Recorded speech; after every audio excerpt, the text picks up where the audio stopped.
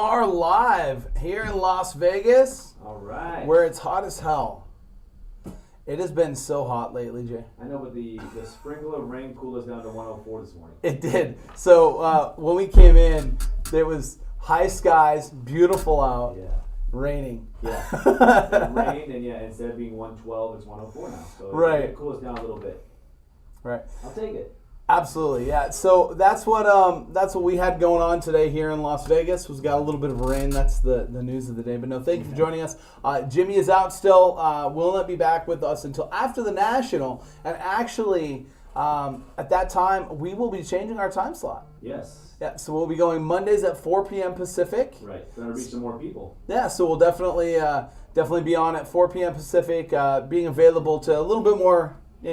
More people. We talked to a few people, and we figured we'd change the time. Yeah. So we're going to change the time, and we will be doing that. And as mentioned, the National is coming up. Game Day will be live, breaking all week long. We'll be live at the National every single day. You can go bookmark the shows on Whatnot right now. They are up. They are available. You can go bookmark those shows now. Who knows what they'll hold? We do know, though, the Godfather will be doing a white box break on Whatnot at the Whatnot booth. Oh, nice. Should be a lot of fun for him. And he will be doing that, so we will be doing that. And then today, you and I will be on for football breaks. Yes. It is the post-game. Probably going to change to the pre-game. Yeah. But the post-game with Jay Up and I will be on Whatnot later today. Yeah. Right around 12:30, 1 o'clock, we will be running Optic football breaks today. So we do have the new Optic football, which is great product, so much fun. Been fire so far. So yeah, and we're downtown hunting. So we will be definitely doing that. And again, we have Optic football today. Yeah. The brand new Optic will be out. Team breaks of that, and we will be rocking and rolling. Today, this weekend, David Ortiz was inducted into the Major League Baseball Hall of Fame. The Boston Red Sox slugger. A lot of people forget that Mr. Ortiz was once a Twin. Yeah. And the Twins, of course, the GM who, because this is the thing, he released David Ortiz. Yes. He released the Hall of Famer. He did. Yeah, and his name used to be David. It was Arias, right? Arias, yeah. David Arias. Yeah. And there you go. So, everyone's got a story, and you want to think if you're the Twins, if you had kept him, we would have had X, Y, and Z. Maybe he doesn't pan out to be the player that he became. Maybe he got motivated just because. Who knows? But congratulations to the Red Sox and to David Ortiz. Now, Ortiz is the first hitter that is PED connected to be inducted into the Hall of Fame. From that whole era of all the PED induction, at that point, he's really the first hitter that kind of stands out for that. And when you see guys like Bonds not make it, right? Yeah. You still have, I guess, the Veterans Committee could possibly... He's still eligible. Could put him on, guys like Roger Clemens not making the Hall of Fame. These guys that just because they were like the egregious face of it, right? I don't know, you've got guys like Andy Pettitte, right? I mean, it's... they were connected, but yeah, you have guys that are for a fact did it. Some guys admitted it. Some guys were in that report. Yeah. It's either got to be all or none, in my opinion. I would like to see them in the Hall of Fame personally because they were the guys you grew up watching, and they're the ones that made the game more exciting. I get it. They broke the rules. They're not the first guys to ever break the rules. They won't be the last guys to ever break the rules. Well, each generation has had something different. Correct. You had greenies in the 70s. You got steroids in the 80s and 90s. Right. I mean, juice ball era, and in the early 2000s. Right. I mean, we can go down the line like what of this? What is it? The thing that this brings up for me is going to be the Alex Rodriguez thing. And if you have not seen it or if you've not done it, make your way over and start watching The Captain on ESPN. The first episode, absolutely incredible. Yeah. And I hadn't really been delving in, but I had to do this because Jeter, I always had this interest in the background of Jeter. And the premise behind it, and very simply, was if TMZ and Twitter and all that had been active in the first 3 years of Jeter's career, we wouldn't look at Jeter the same. No. He 100% is agreeing and saying, no, it was party time. Wasn't he running to girlfriend? It was nobody's business. Oh, man, it was crazy. And you got to see it and you got to watch it. But they talked about the Alex Rodriguez thing. Him and A-Rod were the best of friends. And then basically they got on a cover. And on the cover, he's got his arm around Alex Rodriguez, kind of standing above him. And this reporter states that Alex Rodriguez told them from that point forward, nothing else with Jeter and I, because that was made to look like he's above me. Wow. And then Alex Rodriguez denies it on camera, denies that whole thing. No, it never was like that. I never said that, like whatever. But it's out there, and the perception was. But the question becomes, does this get Alex Rodriguez in the Hall of Fame?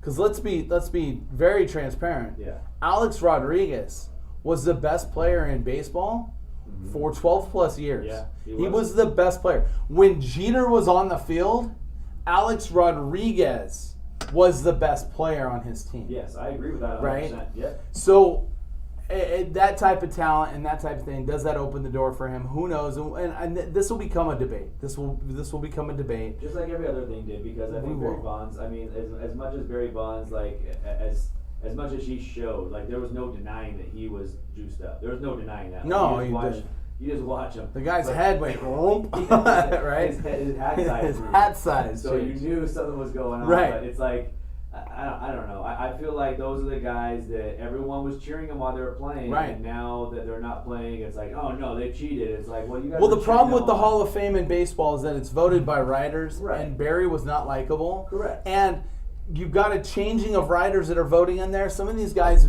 have no idea, never experienced, weren't even old enough to have experienced Barry Bonds, breaking and chasing the record. Yep. What other people know? You want to talk about it. Let's get into it. There's a guy that should have been the best pitcher in baseball for many years, Mark Pryor.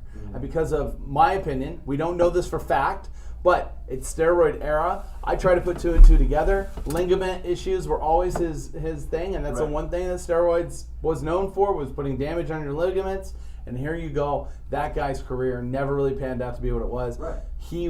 He should have been unbelievable, right? So who knows from those time periods, we'll see. Now, when we talk about great hitting, great pitching, the All-Star game was this week. Yep. And Juan Soto, of course, goes out, wins the home run derby. Now, let's not take anything away. Julio Rodriguez put an absolute show on. I think it's the changing of the guard to see Julio Rodriguez really do the things that he did. He was crushing. What he hit 32 in the first round, 31 in the second. The dude was absolutely unbelievable. But it came showtime, just like you would expect with almost any really great player that's you're thinking the greatest of all time possibilities or whatever. We called it too. We said we it was did. plus 600. And we said that was the best value. We also threw out Julio's name, and we threw out Acuna's name. Yep. And then we said, hey, go throw $10 on Pujols. And that first round, I was like, uh-oh. Like, is he going to do it? You know what I mean? Yeah, are they going to back off and let him do it? Right. But no, the guy we both mentioned, literally we both said, go put money on Soto. Soto was the one we were like, put money on. Yeah. Everyone else, put a little something on and see what happens. Yeah. Soto was like, that's the guy that we have. Yeah. He's got the most to prove. He's got to be seen. He wants to be visible, and there you go. Yeah. And so Soto goes out. He, of course, has a great home run derby, and it was very, very must-watch TV. It was very fun. Yeah. And the All-Star game itself was very fun. And right off the first pitch. What are you most looking forward to tonight? First pitch, first swing. That's it. That sounds like fun. He's 0 for 8. Off we go. First pitch swinging. Flare of a base hit into center. Ohtani even told him through Tom Verducci, first pitch swing, and he did, and he broke his bat, but he's got a base hit. Now, what we don't have in the clip is right after Ohtani gets the hit. Yeah. Kershaw put a nasty move on him and picked him off. Yeah. He was, because Ohtani was shuffling off a little bit. He caught him and he picks him off first. So he goes up, gets the hit, right? He finally breaks the hole. I haven't had a hit off of Kershaw, Yeah. and then turns right back around and gets erased. Gets it right back. Gotta love baseball. What a great sport. So much fun. But, Ohtani goes out. Obviously, he was a big talk in the All-Star game. We didn't get what we wanted, which was for him to start the All-Star game. Right, we talked about opposite that, of Kershaw. I told you that it was going to come down to the Angels deciding what they want to do. Yeah. I'm going to be honest. In my opinion, the Angels just didn't play nice with the Dodgers in this. No. They really didn't. I don't know if maybe 10 years prior when it was at Angel Stadium, the Dodgers did the same thing. I'm not sure. I do think it was neat that Kershaw started the game. And what I thought was really fitting for it was the fact that Tony Gosselin, when he came in, he got lit up. Yeah. Because let's talk about some things. And this is, I don't want to sound like a hater, right? I don't want to sound like a hater. But sometimes players are like an attribution of what's around them, right? I always think of Felix Hernandez. Felix Hernandez put up Cy Young after Cy Young after Cy Young numbers and would be 7-14. Right? For the Mariners. Because there was nothing. They couldn't score any runs for him. They couldn't do anything. And the guy wouldn't be. Tony Gosselin, in my opinion, is the opposite of this. Right. He is a complete fraud all-star pitcher.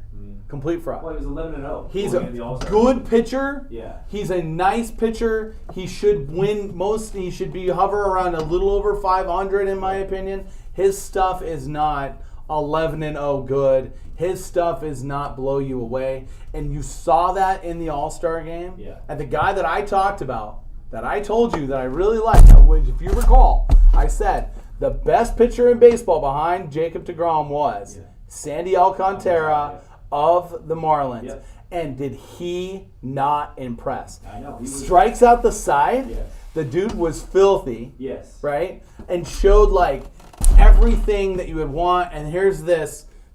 He's a Miami fit superstar. Pitchers are starting to become a little bit more starish, right?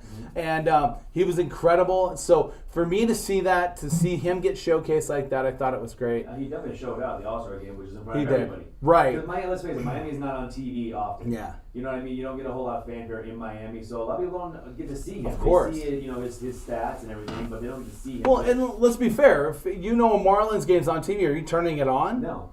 If you're like, oh, the Marlins are on TV, I'm turning it on. They got a couple budding stars. Jazz Chisholm is really fun. Yes. Really fun. He's good, yeah. And if that kid was in New York or in LA, I could only imagine. Right. Like I think back to Curtis Granderson and like how fun he was, and now you've got Chisholm, which I think takes it a step further. Like really, really fun. Yeah. But it was neat to see storylines like that play out. Of course, Giancarlo Stanton. You know, he's a mile and a half from his alma mater there. He went to high school in L.A. Yeah. Hits the home run. Buxton hit a moonshot to follow him. Yeah, Buxton was surprised. Yeah. You know, well, Buxton started so hot at the beginning of the year and then kind of become the the forgotten guy on a team that's doing really well. But then he made that little push right before the All-Star break. Right. And it got people, thinking about him. Yeah, he wasn't going to start. He started because of Trout's injury, right? Yeah. So he starts because of Trout's injury and then hits the big home run. I would have given the MVP to him, but it's better for baseball to give it to the Yankee, right? And the story and all that stuff. Right. So from that standpoint, I'll never be mad at Major League Baseball and putting a show on. Right. It is definitely a show. And it was. Now, when we mentioned show, we talk about Shohei Ohtani. Yeah. Shohei didn't really put a big show on. It was fun at the beginning. You know, you didn't have all the All-Star festivities we were hoping for him. I think everybody was like, oh, we want Ohtani to go deep. We want him to do this. I will tell you this, though. You get these trade rumors that start. You get these things that are out. And I always look for action and reaction, right? Action and reaction. When there's an action, how is the reaction handled, right? If you recall, I said when they started talking about Tom Brady retiring. Yeah. I said, what? Where there's smoke, there's fire. And everybody's like, Brady's not going to retire and all this stuff. And then what happened? Brady retired. For 40 days. Now, for 40 days. I get that he did. But we were 100% right on the fact that he was going to retire. It was an actual thing. He did retire. He went out and nationally and said he was retiring. The point behind that is that Shohei Ohtani after the All-Star game. You've got all those heads of teams there meeting, talking, and discussing. And then it comes out that there's these possible suitors and landing locations for Shohei Ohtani to be traded for.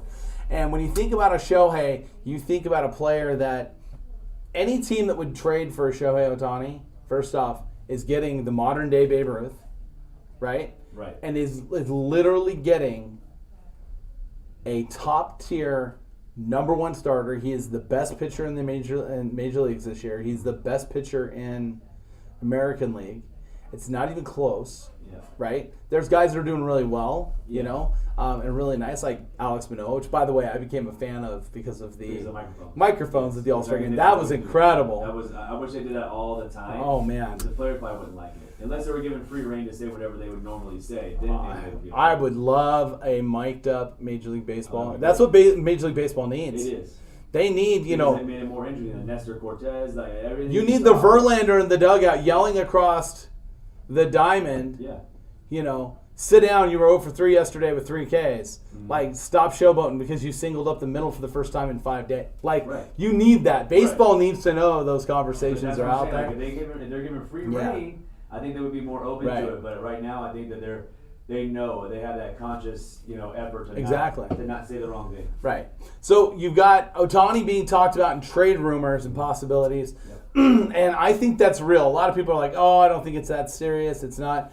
If you're the Angels and you look across Major League Baseball right now and you see what teams are already posed to potentially offer for a Juan Soto, there is absolutely no way at all that you would not consider going after. Because I'll tell you right now, if Shohei Ohtani is available, the Yankees would send Anthony Volpe, Oswaldo Perez, Trey Sweeney, Jason Dominguez, and probably a package of another 4 or 5 players.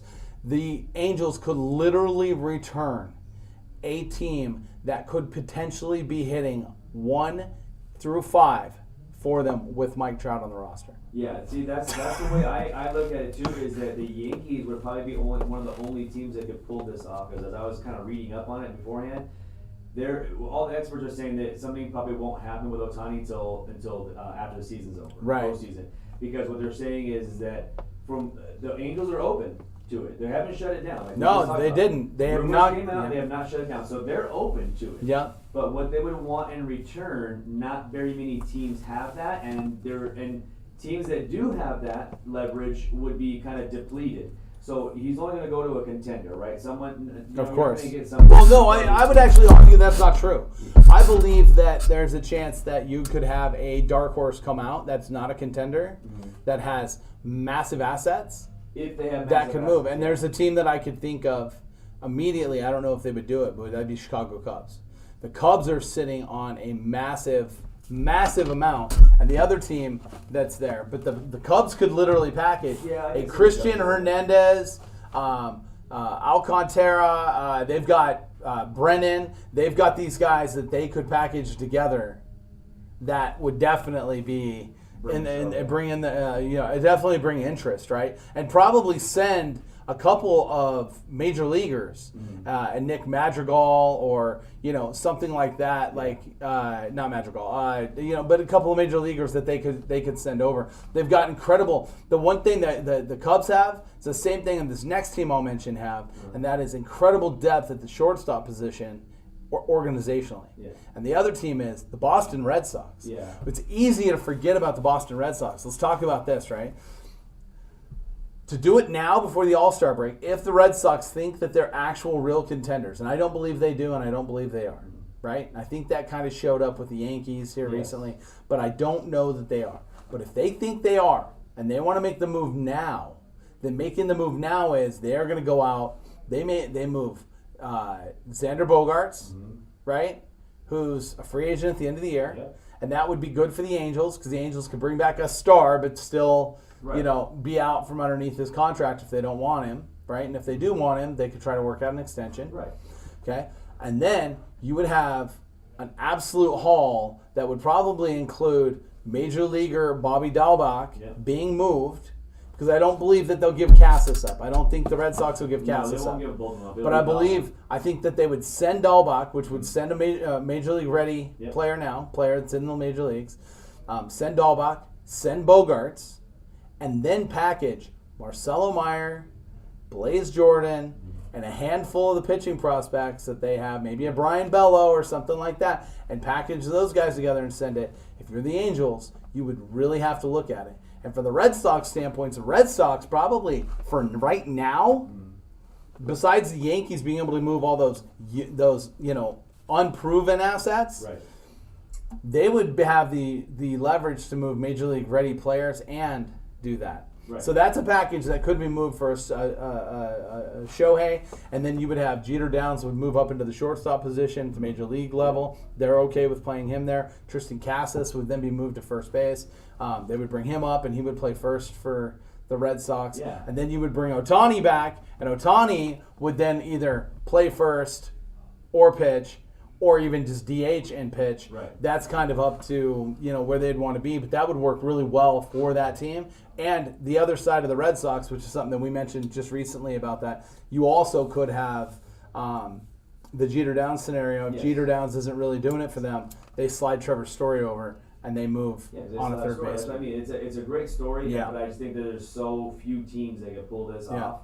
I don't know if they'll pull the trigger. Well, and the thing is, the teams that are in it Yeah. are also in for Soto. Right. Like, those are the teams that can pull off for Soto Right. would be able to pull off for. Now, I believe the haul for Soto, because it is a now thing, right? Whereas you're saying maybe it might not be until the offseason, Right. where it's a now thing. It has to be. That asking price can be huge. It can be there, and it is, is what it is. The Padres obviously are being discussed as a major landing spot for Juan Soto. There's this discussion that said, there was a report that came out that said the Mets were preferred destination for Soto. Oh, really? I actually don't believe that's true. I believe that's the Mets putting it out there. I don't believe that that's Soto's camp putting it out there. I do believe it is. However, I think that Soto's camp wouldn't deny it, because then what it would do is it would put some pressure on the Nationals, Right. because the Nationals would definitely want to make a move that makes more sense. It's just another way for them to try to get him out of town type thing. We'll see what happens with this. We're about 7 to 10 days before these rumors get real. Yeah. You will see, though, and this is my the A's probably are going to be the team that's going to be pretty active here pretty quick. Yeah. They might be sellers. So Langeliers is obviously major league ready. He showed that in the Futures game. Yeah, he did. He threw a guy out of third. It was incredible. He's destined to be traded by the A's. I believe that what they'll probably do is go ahead and deplete the major league catching core, bring him up, and let him finish out the year. I think you have 2 arms moved by the A's, and I think their moves all need to be made before Soto moves, because they're also talking to contenders, and it may allow them to at least return an asset or two that'll make sense. Yeah. Because what they don't want to do is be talking about that and then that team get involved in Soto and just shut everything down and water down the market for them.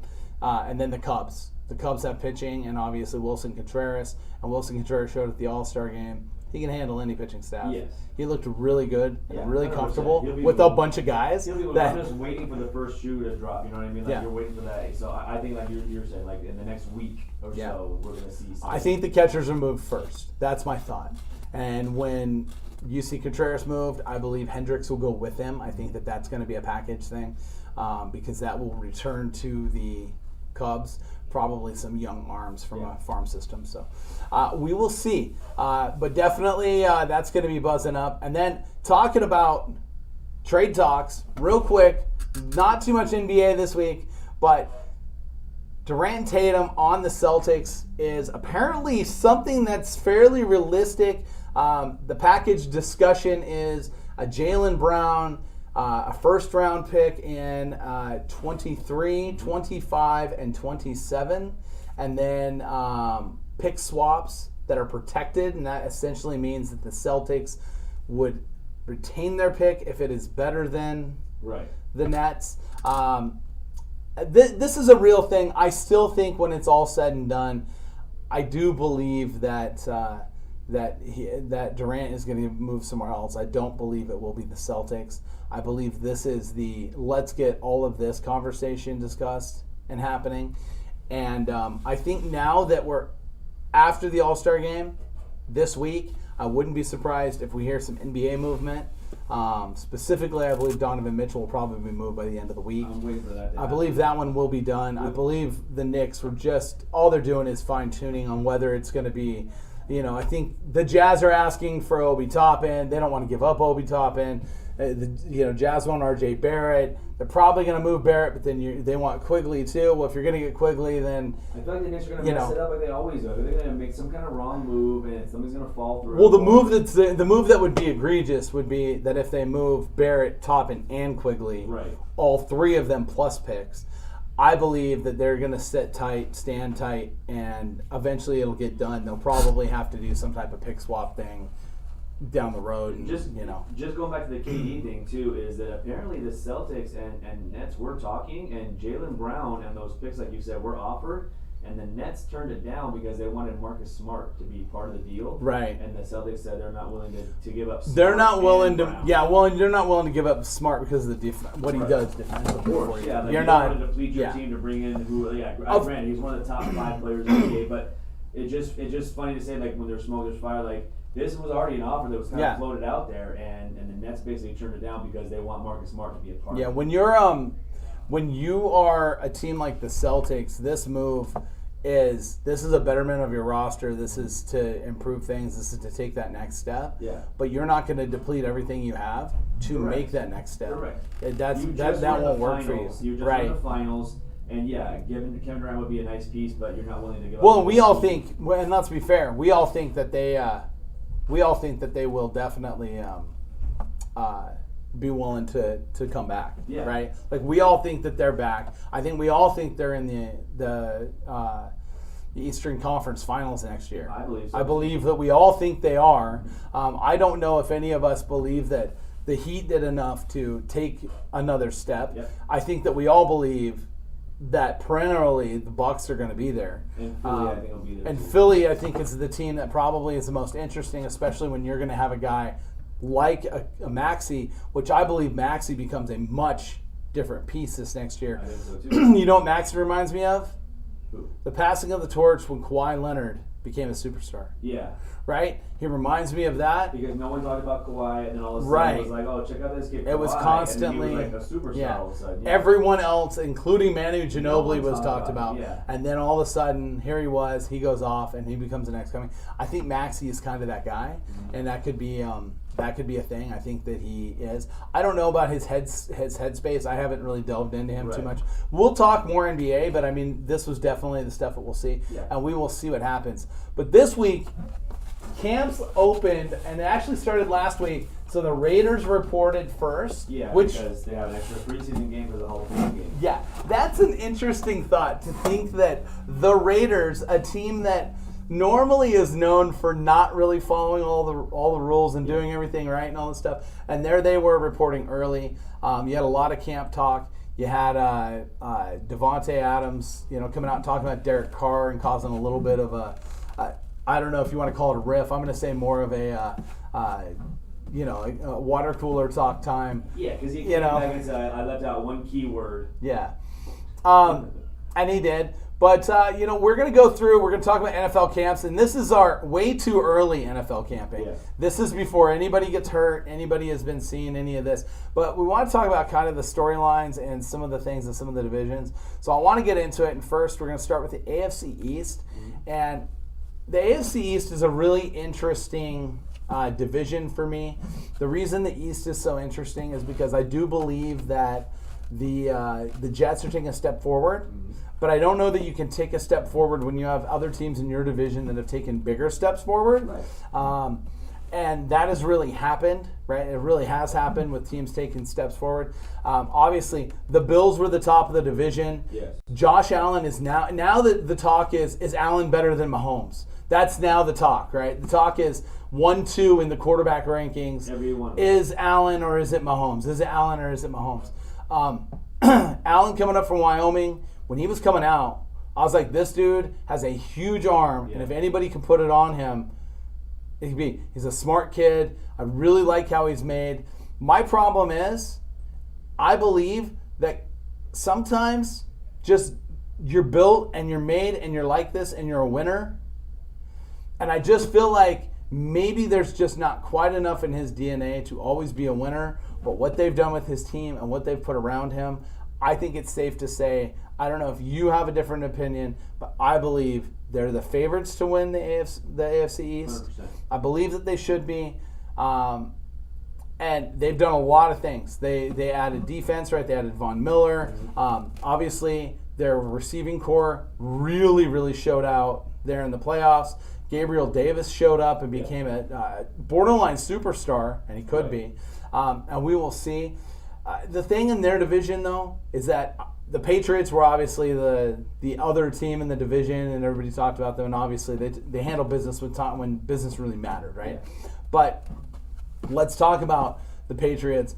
I believe the Patriots might actually be the worst team in the division this year. Yeah, I have them as third. I have them as third in the division. I have And Dolphins as second. You have them at third because you just don't believe in the Jets ever. Right, and I believe Right. the Jets will take a step forward, but for me, taking a step forward means instead of having 4 wins, they maybe have 6 or 7 wins, but you're still coming in last place.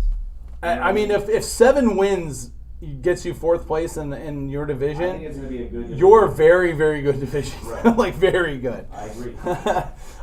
And so you mentioned it, so we'll talk about it. The Dolphins have assembled quite a roster. They've done some fun things. They already had a good defense. They were already an interesting team on defense. I mean, the top 5, top 7, I don't know where exactly they lie, but they're up there.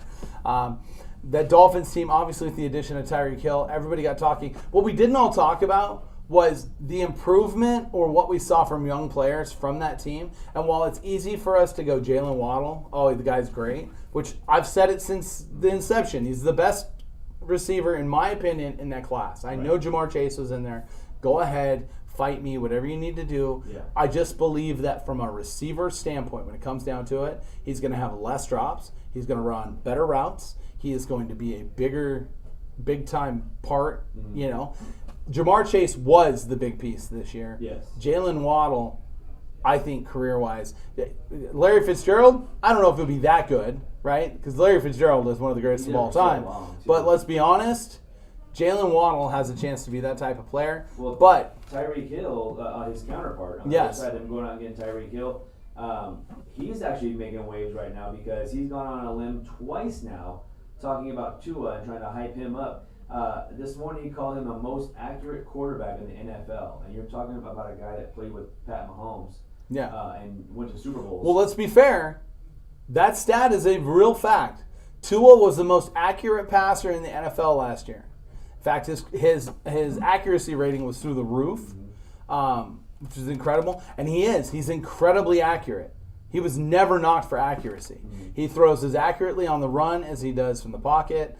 He doesn't throw the deep ball as well as a lot of other quarterbacks. Correct. And that's the knock. And all I can say is I watched a guy for years go out and win Super Bowl after Super Bowl after Super Bowl, named Joe Montana, who, let's be fair, Joe Montana did not throw a great deep ball. No. He was not Randall Cunningham. He was not John Elway. He was not these guys that had massive arms. And he had Jerry Rice. But he had Jerry Rice, who was an incredibly efficient route runner. Yes. Rice was never the fastest guy on the field. He was never the best athlete. Rice was the best receiver in the game. And I look at this and I start putting these pieces together and I go, is Jalen Waddle, now again, we're talking Jerry Rice, greatest of all time, against Jalen Waddle. But from the aesthetics of building it together, are these two pieces that, right? That's what to me, that's the biggest question in the NFC East. It is. Is will this propel Tua up to elite status by adding Tyreek Hill and Jalen Waddle moving into a second year? They've done a lot of good stuff with the running game by bringing in a bunch of guys that can be committee. Their defense is solid. Well, and their tight end is really good. Gesicki is well, really good, and that was the other point I wanted to make, was that while we sit here and we talk about all of this, I'm going to tell you right now, that receiving corps is not a two-headed monster, it's 3. Right. Gesicki is really good. Yeah. He actually is an incredible run blocker, too, which makes it even better. Yeah. And I feel like he's a little bit more on that level of what Rob Gronkowski would bring to those Patriots teams. So this is the core pieces, the running back by committee, but it's a good committee. Like when you start putting those all together, that's a team that could be looked at and interesting. But I think it's safe to say we both still think when the smoke settles, Josh Allen and the Bills will be the top in the division. If not, top in the AFC. But don't be surprised if the Dolphins can make a playoff push. If the Dolphins, I definitely think the Dolphins are a playoff team. I actually think that they might be the 1 or 2 wild card. Yep, I agree. I wouldn't be surprised there to see that. We're going to go to the AFC North. AFC South. AFC South. And team that I want to talk about really quick, was it addition by subtraction? I'm not really sure, is the Colts, right? The Colts went out, did a deal, brought in Matt Ryan. Matt Ryan's really there for 2 years? Yeah. Right? He's a 2-year deal. Yes. That means that the Colts are probably going to be active this offseason, and I wouldn't be surprised if you see the Colts make some type of a play to move up in the draft. There's about 3 quarterbacks in this year's draft that should go in the top. I mean, they might go 1, 2, and 3, right. But probably in the top 5 to 7.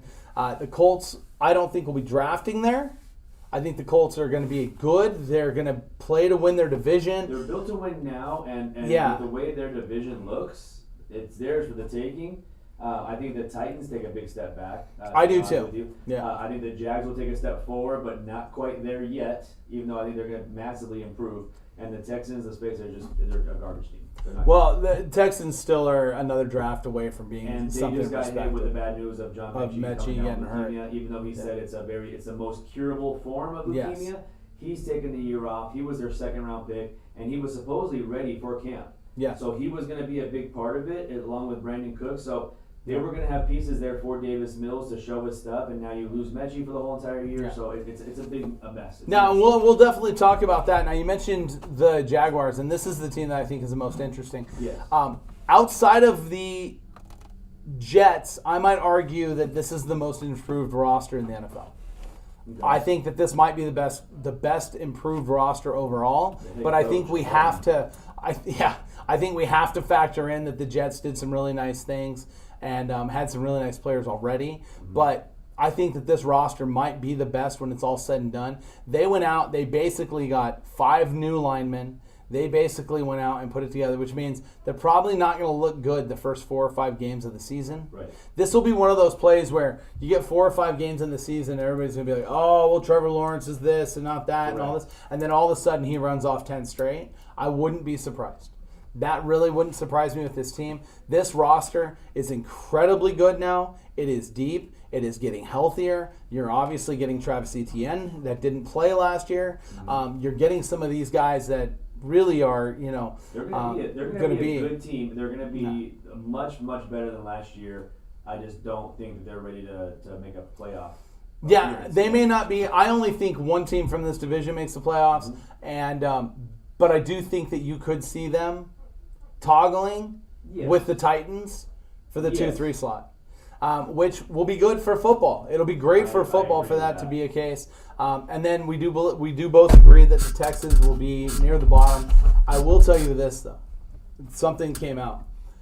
All the quarterbacks that were drafted in the 21 class that started and played 5 or more games, right? Because Trey Lance isn't in this, right? But everyone else that kind of was drafted in that class, Davis Mills superseded all of their numbers. He had the better passer rating, more yards, more touchdowns, less interceptions. His across-the-board numbers was better than Justin Fields, better than everybody, right? Yeah. He just was.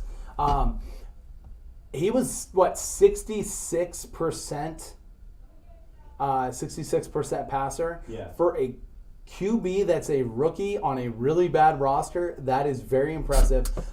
He's been an investment for me. He has been someone that I have been invested into. I would say, yes, they're not made to win now, but they are a draft and a couple of free agency moves from taking over that division fairly Yeah, because you're talking about the Colts. Like we was talking about the Colts, right? The Colts should win their division. They're built to win right now. Yep. Right? That's why and then they Matt fall off. Ryan, who's 37 years old. They're gonna fall off. They're gonna have to do some. They're gonna have to make some moves. The Jags will be one of those up and coming teams. I would like to see the Jags take over this division the next year or two. But I agree with you on Davis Mills. I think he should be the quarterback. But I feel bad for him because things just aren't going as planned. Yeah, of course. Because you go out and you get Mechie, who should be a game changer, right? You go out and you draft Pierce, who should be a very good running back, and you go out and get Marlon Mack in free agency, really cheap, right? So you're putting good pieces around him, even though the defense is not good. You're putting good pieces around him, and then everything just starts to kind of What I will tell you is this team will not lose 10-6. Right. This team is going to lose 28-21. Right. This team's still going to score. Oh, they're going to score. It's going to be sure. an interesting. And I think this is going to be Davis Mills' year to prove it. Whether they need to go out and draft another quarterback or they stand pat with Davis Mills, I think they should stand pat with Davis Mills. I think they're fine. My personal opinion on Davis Mills is watching him, and then when I saw this stats come out that I never looked into. Right. When I watched him, I watched about 25 to 30 dropbacks of every single rookie quarterback. Mm-hmm. And the thing that I noticed, in my opinion, and again, I'm not John Gruden, I'm not a quarterback whisperer, right? Mm-hmm. But what I am is a guy that understands when I see really good. Mm-hmm. And I said this about Josh Allen. When everyone was knocking Josh Allen, I was like, his footwork's just a little bit of a mess. Right. But he's improving each time I see him. His accuracy. Right? Davis Mills had the best footwork of any of these quarterbacks. Yeah. And he was already there. Yep. Right? So we will see interesting division. And again, the AFC, Avery mentioned it, the AFC wildcard race is going to be messy this year. And we're about to discuss that getting into the North. Yeah. And before we get into the North, like really in depth, I just want to talk about quickly this division not having Ben Roethlisberger, now has Mitchell Trubisky at the reins of the Steelers. Everybody wants to knock the Steelers and the Steelers mailed it in. Guys, the Bills were doing everything they could to keep Mitchell Trubisky to be the backup to Allen for a reason. They did not want him to go. They wanted to retain him. I personally believe that whatever it is in the culture that they have there in Buffalo, right? He bought in and figured it out. Do not be surprised if you get a weird, all of a sudden Trubisky goes out and is lighting it up and the number 1 overall pick that we thought he would be. Do not be surprised if he does it. I'm not banking that he will. But if he does, don't be surprised. Because there was a reason that the Bills wanted to retain him. They did, right? It wasn't just as simple this wasn't the only landing spot for him. People that are sharp in the NFL, we're talking about Mitchell Trubisky being someone that could come into a lot of franchises and could be the piece that mattered. We'll see. Steelers have a decent defense or secondary suspect. They can be thrown on, and that's the thing. That's why I have it finishing Bengals first, Ravens second, Browns third, and Steelers fourth place in the division. The reason why I say that is because we don't know about Deshaun Watson yet. We don't know if he's going to spend it for the whole year, or is it 6 games? And the other thing is the Bengals seem to have all their pieces coming back, and they bolstered their offensive line. So to me, they went out and plugged in the hole that they needed to plug in. Ravens are a good team. They're, to me, on the borderline of making the playoffs. I think they should make the playoffs, but it's going to come down to between them and the Broncos, I think, for that last playoff spot. Right. With not knowing the Deshaun Watson news, I have the Browns finishing third and Steelers fourth. See, and I would flip-flop that only because I think that he probably is out 8 games. And I think 8 games is unsurmountable in that division. I think that the matchups in that division are just too atrocious. The places they play, which by the way, it's no longer Heinz Field. That really I get it, but that's what it was. But yeah, the Steelers obviously. I think that it's an interesting thought that if he plays at a superstar level, that team is much different, and both you and I would be eating crow and saying 3-4 if that is the case. The Browns, Deshaun Watson in camp looks a little odd to me, right? The all orange to see him, but Deshaun Watson in camp looking as good as he ever was apparently. They're raving up and down about him, and that's the media talking, not the team. Correct. So seems like everything is looking okay. The only thought there is just whether he is actually going to play or not, what he will play. And no one knows at this point. And who knows? Every story possible. I don't know. I've read something recently saying the NFL is potentially weighing to be a lot more lenient on him at this point because of the fact that he did not play last year and that he handled his issues during that year very well. Apparently that's what's coming out, is that he and his team took it serious and actually approached the whole situation and everything, which is why they made strides in cutting some deals and whatever.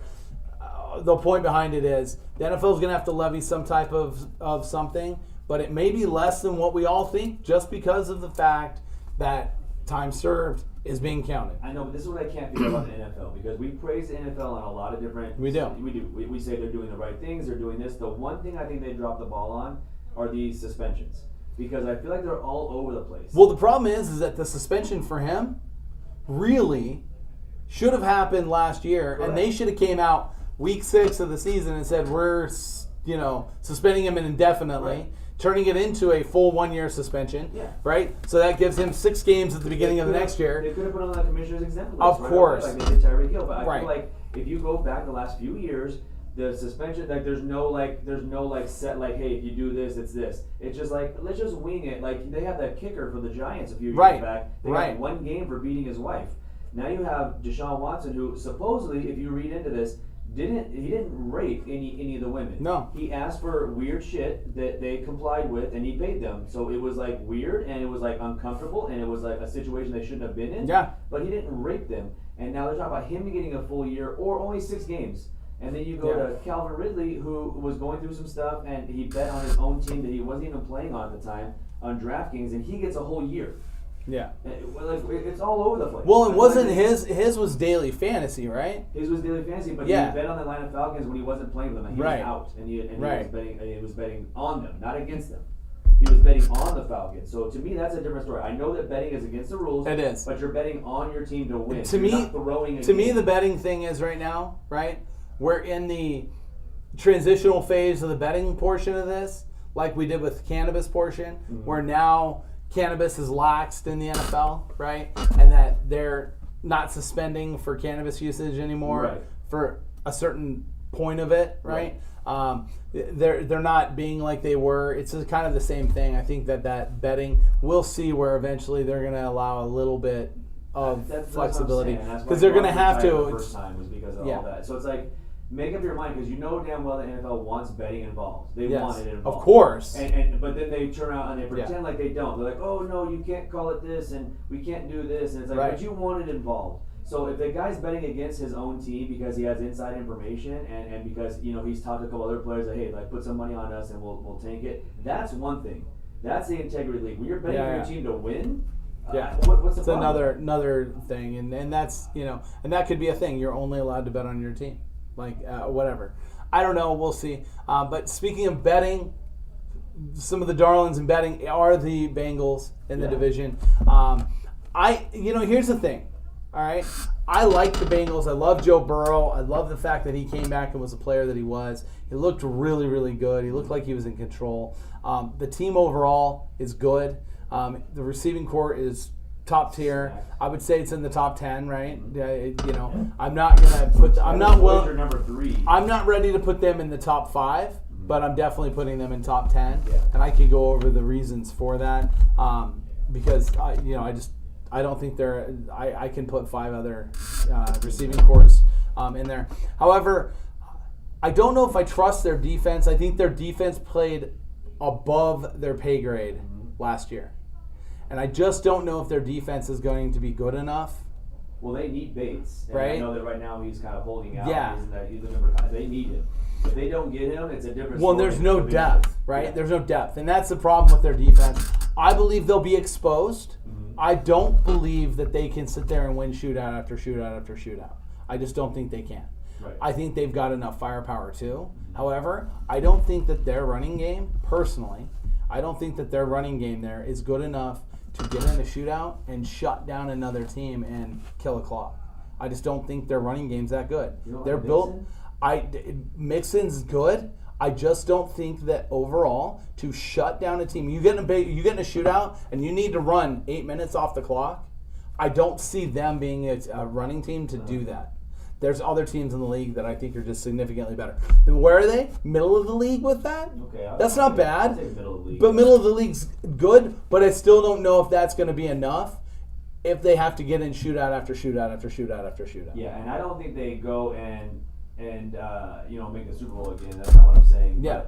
But, and I will, and I'm superstitious. You know this about me. I'm very superstitious. Of course. And I do follow, and there's always that Super Bowl hangover. Yeah. The team that loses the Super Bowl the next year ends up not making the playoffs, and I think that is stood true for quite a while, with a couple of exceptions in the last 10 years. I think the Niners made the playoffs the next year. There's been a couple of times where it's happened, but that very well could be a Super Bowl hangover situation where they went to the Super Bowl and they lost, and you just get that kind of hangover, and everyone says man, this team should be a lot better than they are. And they're not. No, exactly. So moving on from there, we go to the AFC West now. This is your sneaky pick to take the last wild card. That is the Broncos. Obviously, Broncos again, huge upgrade for them. The upgrade for them is not just the fact it's an upgrade. It's the fact that it's a future Hall of Famer. I still think Russ Wilson's in that top 5 conversation in quarterbacks in the league. There's a chance that with this roster and this receiving core, now the Jerry Jeudy thing is not very good, but the rest of it is whatever. They said he was cleared of everything, though. I know, but if he gets suspended, it might be only a game. Right, that's the thing, and that we don't know if there's going to be a suspension there or not. NFL is not doing anything until they deal with Deshaun Watson with anything else. So we'll see. We'll see what happens there. I do think that their receiving core is really depth, and I wouldn't be surprised in the next 2 or 3 years if that receiving core is one of the tops in the league. It's a very, very good. It's very young. But very good receiving core. And then obviously Javonte Williams, I think, really took a step up and is going to take a huge step up because now his carries will matter. His carries will mean something when he's carrying. And so because of that, they're going to also balance the load for him. Yeah, I don't know if that's good for fantasy, but it's probably better for, It's not good for fantasy, but in a dynasty perspective, it's okay. Yeah. Last year, Melvin Gordon was the 1A and Williams was the 1B. I think that just flips this year. I think that Williams will now be the 1A and Melvin Gordon will be the 1B. They went out and re-signed Melvin Gordon for a reason. Yeah. And that's because he's a good football player. Yeah, he is. Very good. And he's still got some juice left in the tank. So he's going to be there, which is going to cap Williams a little bit, but it's not going to completely sink his entire season. Well, and Gordon was hurt enough with the Chargers that he now can be healthy. Yeah. Right? Because he spent enough time not playing, so he didn't take all those years of hits. What's wrong with your guys' doctors? Your team doctors are I'll the tell worst you in the what. NFL. I don't get it. The Chargers team doctors are the worst in the NFL. I'll tell you what. I can go on forever about We that. can talk about running backs in the NFL and situations. So I believe that you're right. I think that this is a sneaky chance for the Broncos. The Broncos, I think, are one of those teams that have a real good chance to leapfrog to second in this division. Mm-hmm. As weird as that's going to sound, and that's because I believe that the two teams that I believe are at the top of the division are going to battle each other so hard that there is a chance that there will be stolen wins against them. That happened in this division last year. Could again. This division, top to bottom, is really good. There's an argument that if we took the Raiders and put them in the AFC South, they would instantly win the division. I think so too. Right? And they could even battle for the North. Right. And the North, I think they would be right there for it. So to take them from what we're all prospectively putting in the 4-hole of putting the Raiders at 4th place in this division, the Raiders are a very, very good team. I know. They're incredibly balanced now. They don't deserve to be in 4th place. They made the playoffs last year, and other teams got better this year. They did. It's just the rest of the division also, in my opinion, got better. And I know that you say, well, what did the Chiefs add? But the Chiefs draft, I thought, put the pieces in place to keep them sustainable. Not necessarily like jump up to the top, but I feel like adding Sky Moore in the draft and going out and getting the receivers that they did, I thought did a The question becomes is that Tyreek Hill was the one player that if you're in that shootout that you can win with. Mm-hmm. That can be the one go-to, and that roster no longer has that one go-to. Correct. And you have to have that, right? That said, Tyreek Hill isn't taking a bunch of wins off the board for them. he may keep them from winning Correct. that one game. That might be the difference here, and whether they can win that one game. I have the Chargers. I have the Chargers in first place, winning the division. I think that what they did on defense this year was phenomenal. And then I have Chiefs in second, Broncos in third, and Raiders in fourth. And I think that last playoff spot, like I said, is between the Broncos and the Ravens. So when we talked about most improved rosters, we talked about the rosters being the most improved and the overhauls that were made for the Jets, for the Jaguars.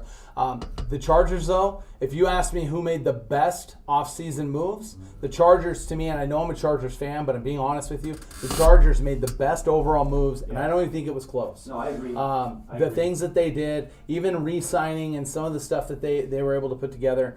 I also believe that they should win the division. I have them and the Bills in the AFC Championship game, and I can't wait to see that. I think that's super exciting to watch the Chargers, watch Herbert and Allen on the same field in the same game battling. That'll be fun. The fact that if you go to this division, if you go to a game, an AFC West game this year, you are watching a marquee matchup of quarterbacks. Yeah. Derek Carr led the league 90% of the year last year in passing yards, right? Russell Wilson, obviously a top 5. Mahomes, top 1 or 2. Herbert, top 2 or 3. We can go down the list. You're getting a marquee matchup of all of those games. The division is incredible, and to see. So I believe this will be our representative for the AFC in the AFC title, or they could win the Super Bowl this year. Speaking of teams that could win the Super Bowl, this team in the NFC North is talked about a lot. That is the Vikings. The Vikings are a sneaky betting favorite right now. The public is coming in and bidding on the Vikings. And let's be fair, we talked about, I'm not quite ready to say Jamar Chase and T. Higgins and Tyler Boyd are the best, receiving core in the game. Right. I don't know. Adam Thielen lost Stephon Diggs and might have gotten better. Right? Might have gotten better. So I would argue and say that this might be the best receiving core in the NFL. I would put the Chargers right behind it. Smith, because, in my opinion, he's been hit with the injury bug lately, but I think that he's going to take a massive jump up this year. I think Irv Smith's going to be really key to that offense. And to have that type of weapons available to you and those type of things, those guys can really put up some yards. Again, on that conversation, I think the Chargers wide receiver room is probably one of the best in the NFL. And the Saints, who we'll talk about here in a few minutes, obviously have an incredible receiver room as well. So that's why I can't see where I'm going to put, and then we start looking at Stephon Diggs and Gabriel Davis, and we start looking at some of these, we talked about Tua and Tyreek Hill, and you see what I'm saying. It's really hard to sit here and say, and even in Tampa, it's hard for me to sit there and not give Tampa at least a look. You have to. You have to in that situation. I would say that Tampa might even be ahead of the Bengals there in that wide receiver conversation, just because of the fact that Evans is as good as he is. If Godwin's healthy. And then if Godwin's healthy, that 1-2 is pretty. And Russell Gage is the number 3. Yep, exactly. And then we got to look at the Rams. It's hard for us to, it's easy to forget that Cooper Kupp just almost won the Triple Crown. And they re-signed Odell Beckham. Now you're talking about Beckham, Allen Robinson, and Kupp there. That's ridiculous. Yeah, and Allen Robinson.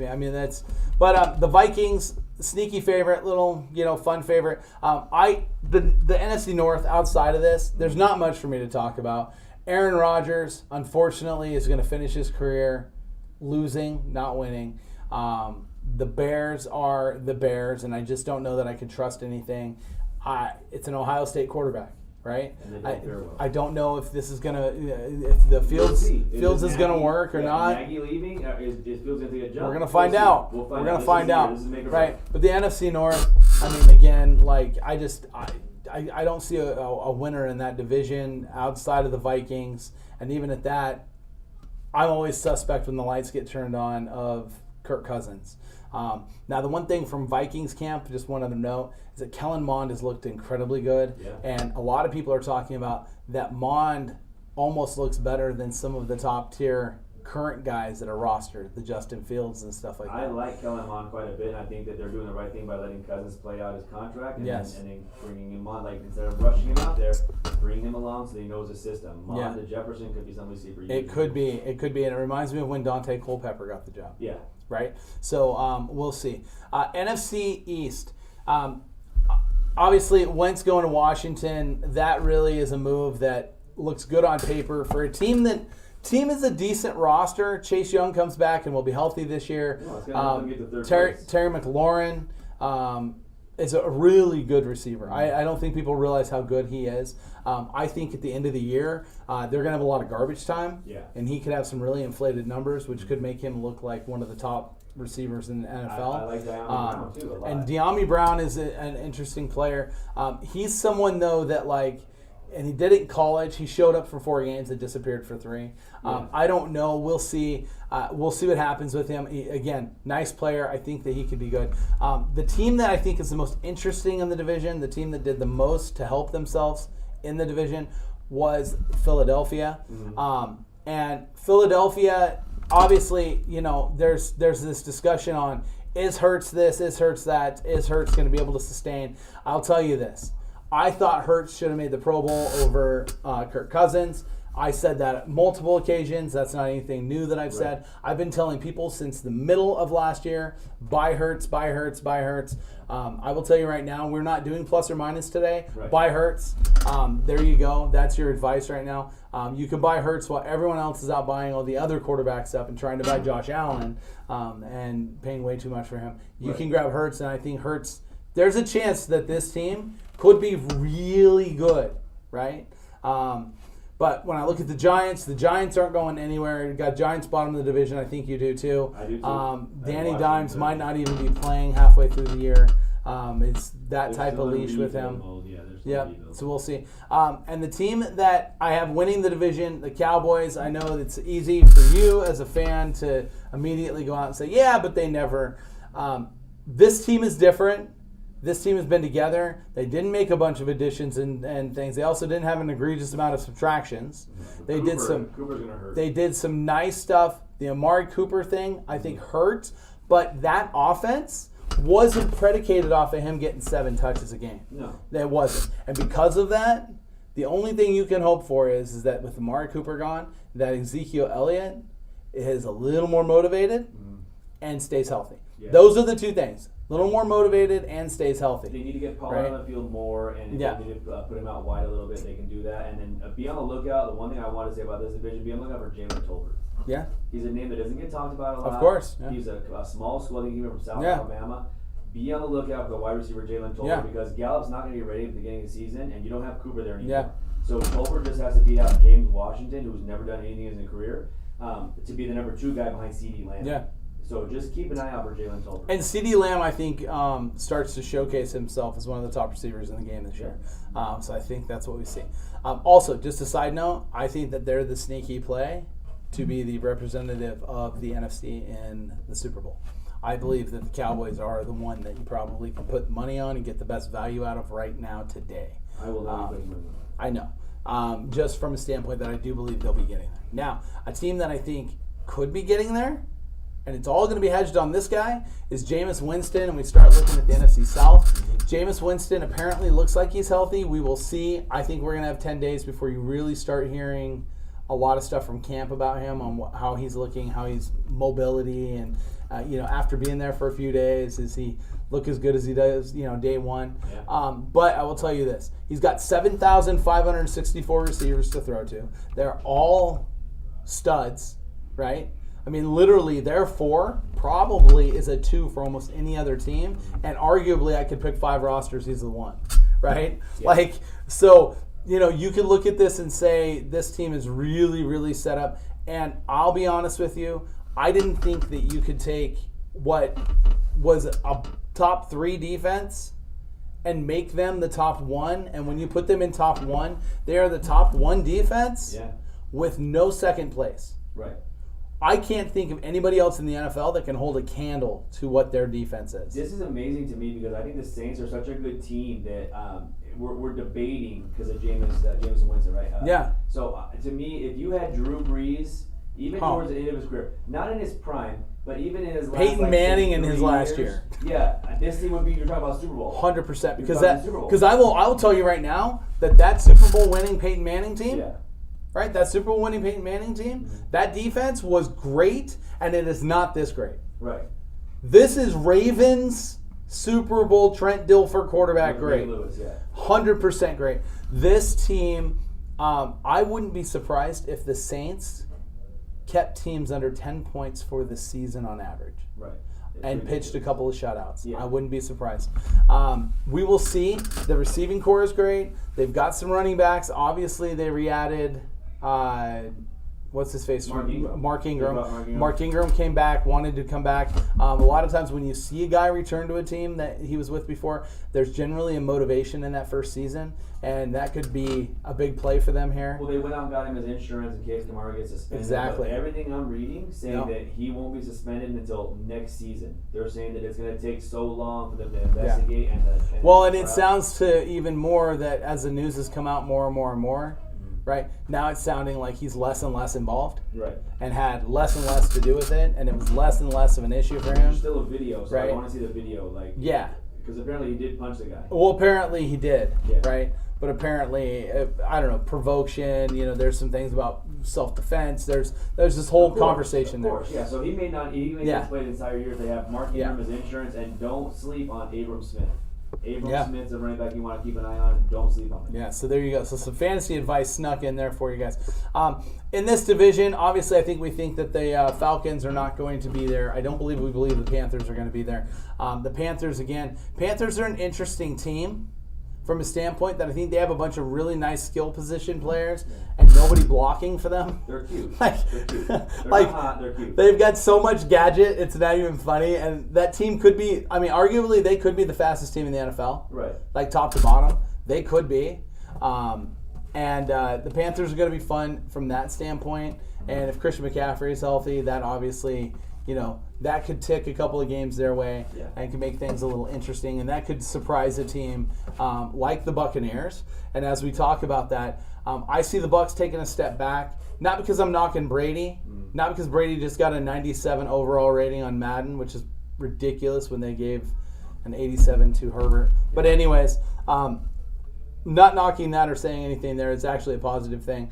Brady is that good. We all know he's that good. He's the greatest of all time. That's it. Lay the carpet down. He's, go ahead and put him in the Hall of Fame as soon as he retires. Like the minute he retires, just go ahead and open the door and put him in. But this team loses Gronk, also lost some defensive players, and lost an offensive line. Yeah. So to me, they didn't do enough to try to replace that. They didn't do enough. They were too worried about the Bruce Arians move, which is that whole Brady returning thing. Right. In reality, they probably shot themselves in the foot because what they should have done is they should have went and stripped the roster in Florida and taken Miami's entire roster of assets and moved Brady over there and just took that back and moved Trask up and said, let's go. I think they should have done that too, and that's like you said, there's a lot of missing pieces that people don't really talk about. Like they lost Ronald Jones, which is not a huge loss, but it's still, when you have Leonard Fournette coming into camp 25, 30 pounds overweight, now you're starting to worry about that. Godwin ain't going to be there for the first part of the year. He's missing at least the first 6 games, in my opinion. And that's where I think that a team like the Panthers could sneak in and win a game, would be early in the season when they're not 100% and they're able to do that, but it's very possible. I still have the Bucs making the playoffs, though, but not winning the division. Yeah, and I think that they're probably the second to last wild card. Yeah. That's kind of where I'm putting it, because I just don't know if I see enough there. And I know we skipped over Baker Mayfield and all this stuff and everything, and honestly, I just don't, Baker doesn't move the needle enough for me to say Baker changes any of the gadgetry that's there. So again, I've got Panthers at the bottom of the division. I got Saints kind of running away with the division. I have Atlanta at the bottom of the division. I actually think Atlanta is going to be better than the Panthers. Yeah. I think Atlanta's going to be bad. The reason I believe Atlanta is going to be better than the Panthers is because Atlanta at least isn't real bad at every position. Like, I can't sit there and say I can say they don't have enough to play good defense, but they're going to stop the run some days, and they're going to stop the pass some days. And I can go, moving the ball, Mariota's a nice piece, and Mariota can move the ball, so they're going to have the ball a little bit on offense. It'll be a little gadgety. There's going to be a lot of running plays, options, stuff like that. An entire season healthy? Well, that's the question, and I don't know that he is. Apparently, they like Felipe Franks. I'm not sure what the situation is there, but they moved him to tight end. I know, right? But they've been also working him early in camp at the quarterback position, as that gadgety situation I just don't know where how much they love him at quarterback. could it Kind of moving to tight could end. it be a Taysom Hill thing? It This could is be. the question. Yeah, it could be. This is what I think they're doing. They're trying to make him Taysom Hill. Taysom Hill got enough and a chance to be a starter. A team thinking that. Here's the thing. Because Sean Payton When you don't know what the team is, and let's be fair, we don't know what this team is. No. We have no idea what this team is. They might have some really good receivers, or they might just have a good tight end. They might have a quarterback that can actually play, who's shown that maybe he's taken another step in his career up, or they could have a dumpster fire there. We don't know. It is easy to say the Falcons at the bottom, but it's easy for me to look at the Falcons and the Panthers and say, I can tell you now, the Panthers cannot block a pass rush. No. Period. None. Baker's running for his life. Sam Darnold couldn't run for his life and ended up on the injured list. Yeah. So when I see that, a team like the Falcons could go out and beat the Panthers twice. And that could be enough to move to third place in the division. So I'm going to go out there and say I got Panthers at the bottom because I just think Baker Mayfield's going to be such a distraction and such an issue. We both agree they're not making the playoffs. Either one of them. Neither one of those teams are making the playoffs. The 3-4 or the 1-2 in this, I don't think it'll be close. I actually think that the Saints will probably win this division by 4 or 5 games. I have Saints. Easy. And I do think that they, in my opinion, are probably the top to represent the NFC, and I believe that it'll be them and the Cowboys in the NFC Championship game. That's my own personal opinion, and I know that I'm taking away from other places that I shouldn't be, and that place I'm taking away from there is this team. The Rams are obviously returning. Yeah. The Rams actually did some nice things and beefed up some stuff because they added Allen Robinson, and I know that they had Odell Beckham, and then he got hurt. Allen Robinson, if I put Allen Robinson and Odell Beckham side by side, this point in Odell's career and this point today with Allen Robinson, I'm taking Allen Robinson every day over Odell. I think that that's a huge step up in their receiving core, even if Odell's not there. I mean, I'm just interested to see this. This is quite possibly the best quarterback Allen Robinson's ever played with. Yes. We're about to find out how good he really is. And he's had some really good seasons with some really bad quarterbacks. So let's see what happens. I think they still might go out and try to sign Odell Beckham once he's healthy. I think that's what everyone's kind of waiting on. I think that's a bill of health situation. And so to me, I have the Rams finishing in first place in this division. I think they're going to repeat the division. I don't know if they go to the Super Bowl and win it again, but I think they do. And I don't think they go to the Super Bowl and win it again. The reason I don't think they go to the Super Bowl and win it again is that I think that a team like the Saints is just too good. Right. And I think offensively, if I put on the field offense for offense and I said Cowboys or Rams, right? And they both have their best game possible, Cowboys. I'm going to have to take the Cowboys only because I think that they're deeper, especially they wipe them off the map, the running back position. Yeah. I do believe that we're flip-flopping positions on whether whether Dak Prescott is the 8th or 9th best quarterback in the league, or if it just depends. Where we flip flopping those guys, whatever it is. So that's my opinion on that. That's why I think the NFC West. Outside of that, Seattle is obviously, I think, probably the worst team Geno in. Smith or Drew Lock, pick your poison. That's the worst team in the NFL. Yeah. There's a chance that team could actually not win a game this year. And that would be okay with them. 100%. They get the number one pick and they get a quarterback in there that actually would come in and be competent. Yeah. So we'll see, because I don't believe in Drew Lock at all, really. Sam Ellinger is an interesting player here. He's the one tick on that roster that I'm like, what do we got? Because the Colts thought enough of him to keep him around when they didn't really need to. Right. So we'll see. Jesse says that the Rams D is 10 times better than the Cowboys. I'm not going to go out and say it's 10 times better, because I actually think the Cowboys defense is probably this year pushing into the top 10. I think that it makes that move. And I will tell you this, I do believe that the Cowboys O-line is better than the Rams O-line.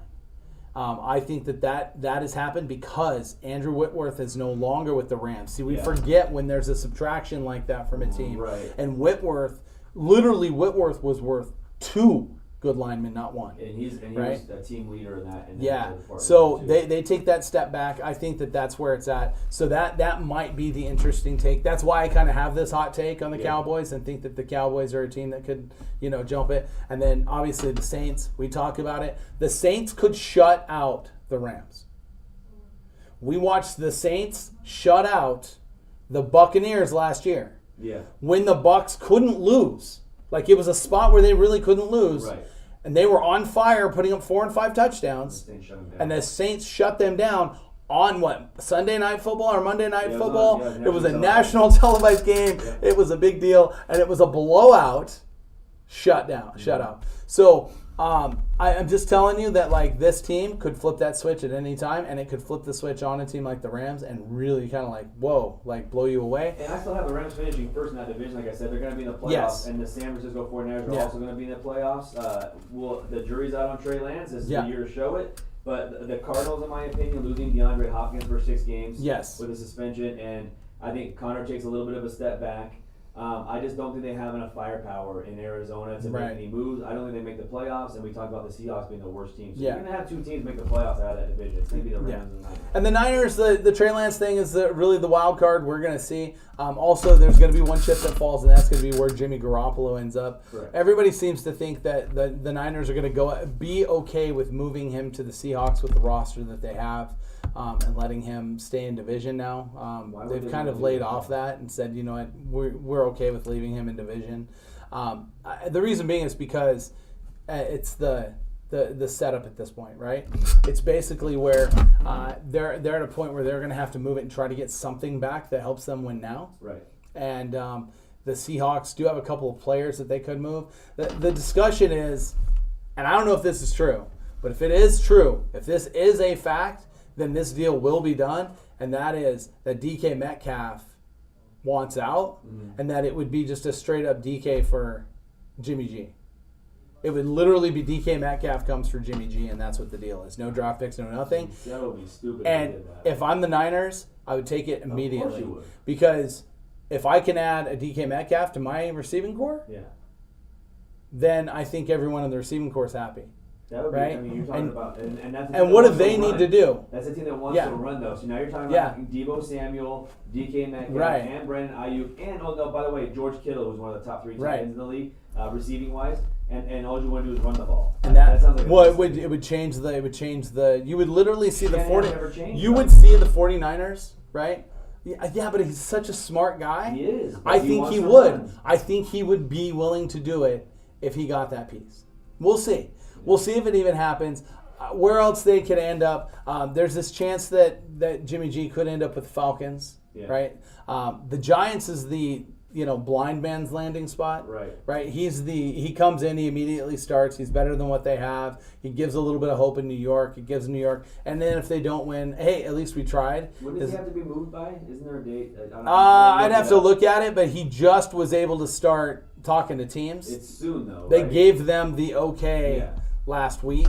So I didn't look it up, but I know there's a date. There's like a deadline to where he's. Well, I don't think it's till like the second. I think it might be the second or third preseason game. Okay, so it's fairly deep in. They may wait and see if somebody gets injured.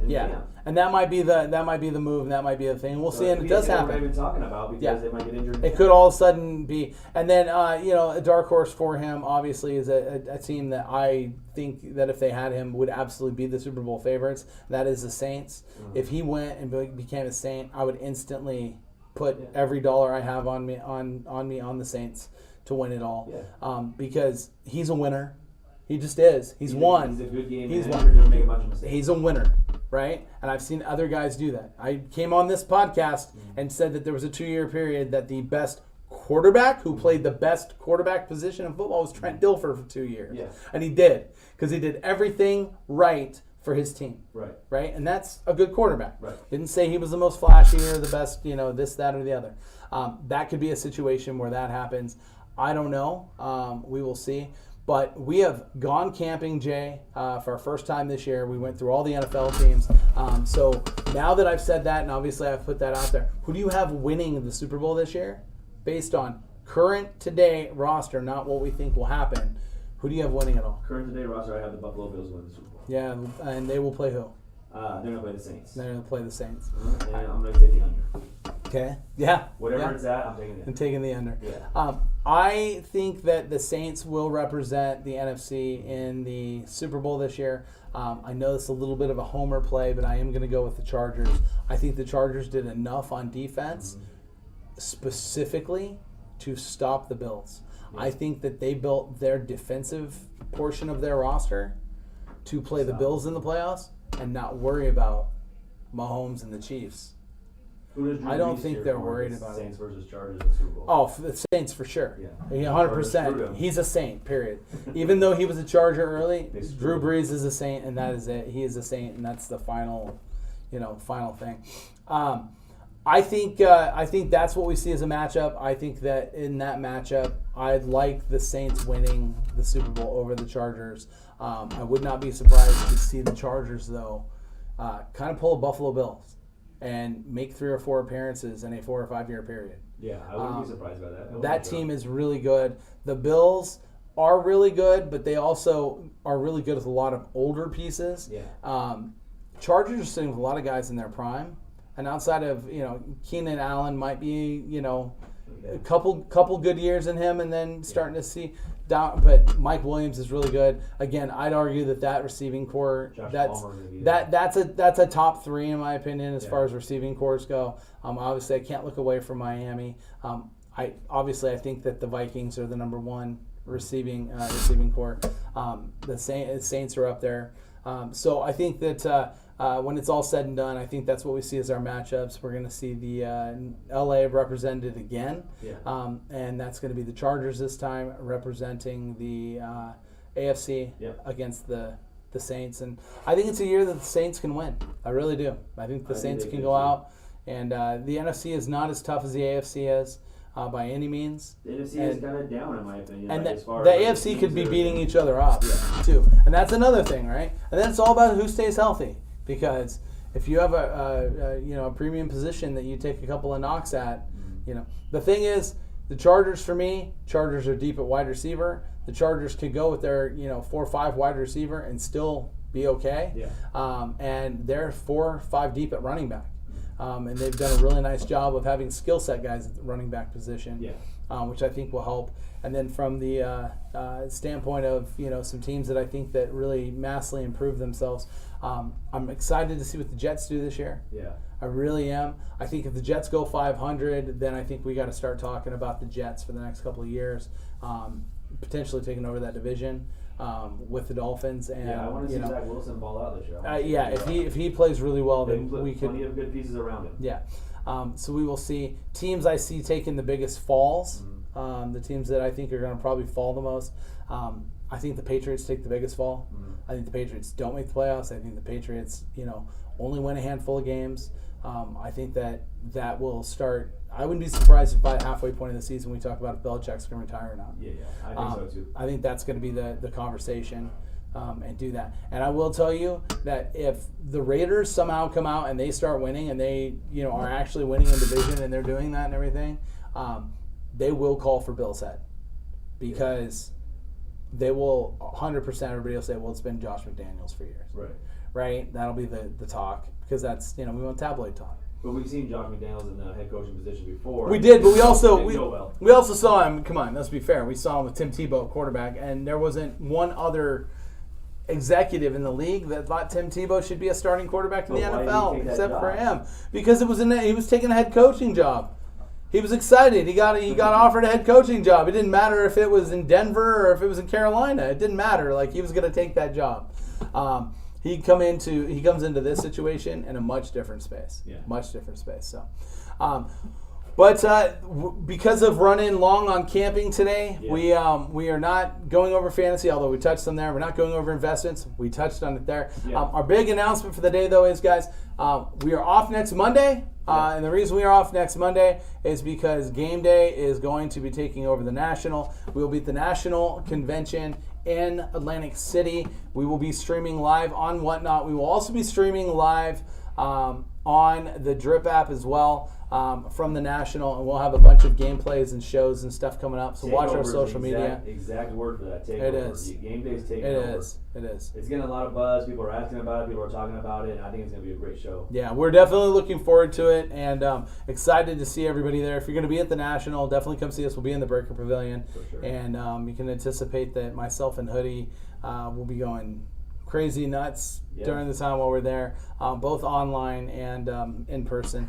And then today, you and I will be on, it looks like probably about 1 o'clock. Yeah. 1 o'clock, 1:15 or so. We will be on today. We are going to be doing the post game to the Game Day Huddle, which is we will be on here doing football breaks. Today, we are breaking Optic NFL.